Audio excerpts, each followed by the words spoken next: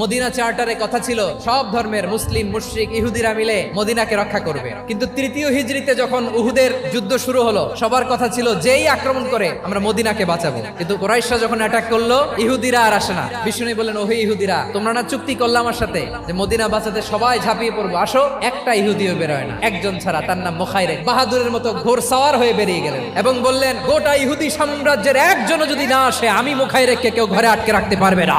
বেরিয়ে আসলেন, এসে বললেন, আমি মুহাম্মদের পক্ষে যুদ্ধ করব। আমি মারা গেলে আমার সম্পদ আমার উত্তরাধিকারীরা পাবে না, আমার সম্পদ তোমরা মুহাম্মদকে দিয়ে দিবা। সুবহানাল্লাহ বলেন। উহুদের ময়দানে 70 জন মুসলমান শহীদ হলো। এই ইহুদি, সেও মুসলমানের পক্ষে যুদ্ধ করে নিহত হলো। মুসলিমদের লাশের পাশে মুখাইরিকের লাশ দেখে বিশ্বনবী মুখাইরিকের প্রতি অনেক খুশি হলেন। আর বিশ্বনবী খুশি হয়ে বললেন, মুখাইরিক, যদিও তুমি ইহুদি, তারপরে তুমি সব ইহুদিদের মধ্যে সেরা ইহুদি। পড়েন সুবহানাল্লাহ।